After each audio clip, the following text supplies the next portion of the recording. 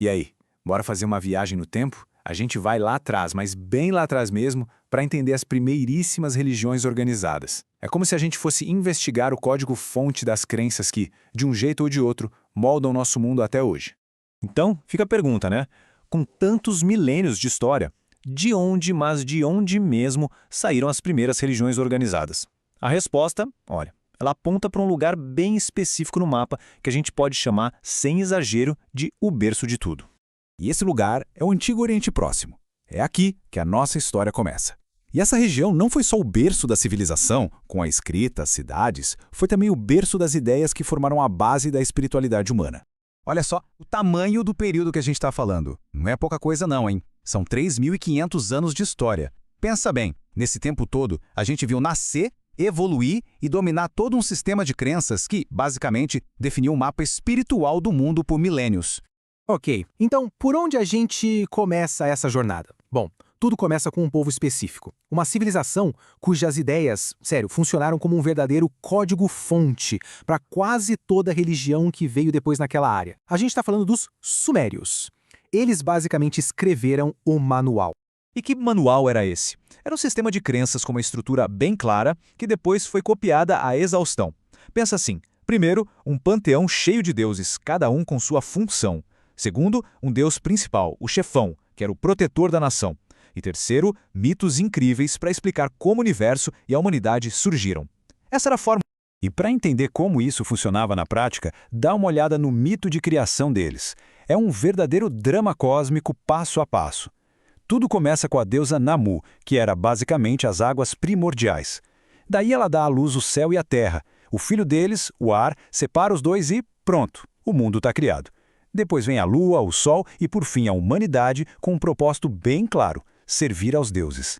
Essa história foi a base para muita coisa que veio depois. Agora, vamos avançar um pouco no tempo, porque a história fica ainda mais interessante com a chegada dos babilônios. Pensa neles como os grandes DJs da antiguidade. Eles pegaram esse código-fonte sumério e fizeram um remix épico que virou um sucesso estrondoso. Lá por volta de 2000 a.C., os babilônios não só copiaram e colaram, não. Eles pegaram o material bruto dos sumérios e deram uma polida. Transformaram os mitos que já existiam em épicos muito mais, digamos, cinematográficos. O melhor exemplo é o Enuma Elish. E claro, eles colocaram o deus deles, Marduk, como a estrela principal, o chefão de todos os deuses. E por que essa versão babilônica viralizou tanto? Bom, foi uma tempestade perfeita. Primeiro, as histórias eram fantásticas. Segundo, o Império Babilônico era a superpotência da época. E terceiro, a língua deles virou a língua universal por uns 1000 anos. Juntando tudo isso, a religião babilônica se tornou o sistema operacional padrão da região. Todo mundo usava. Mas o mais legal é que essa história não termina na Babilônia. Esse sistema operacional religioso começou a ecoar por todo o mundo antigo. E o bacana é que cada cultura que o adotava dava o seu próprio toque, a sua própria customizada.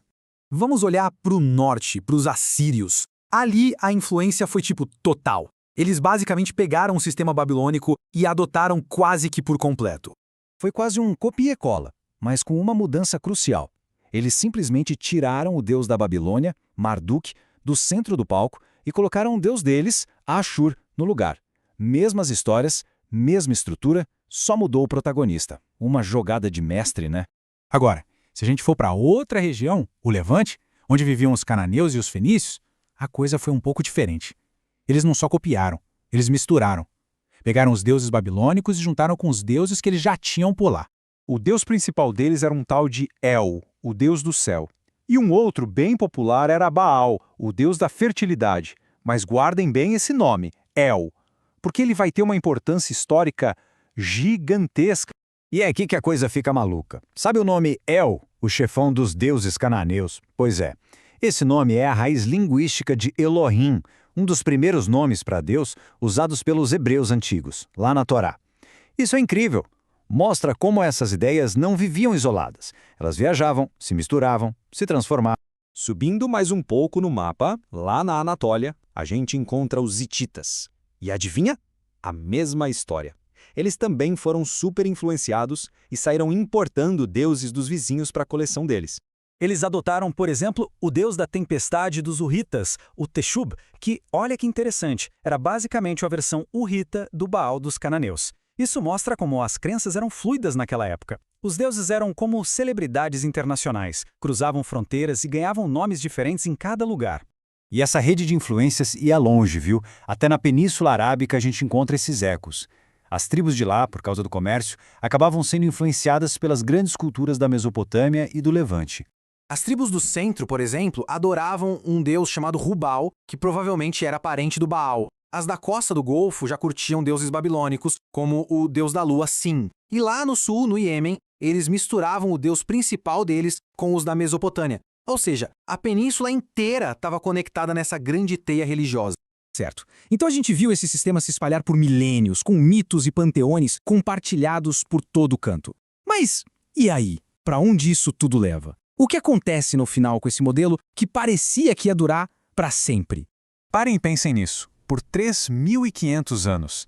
Esse modelo de vários deuses que nasceu lá na Suméria foi a maneira padrão, a forma dominante como a humanidade se relacionava com o divino.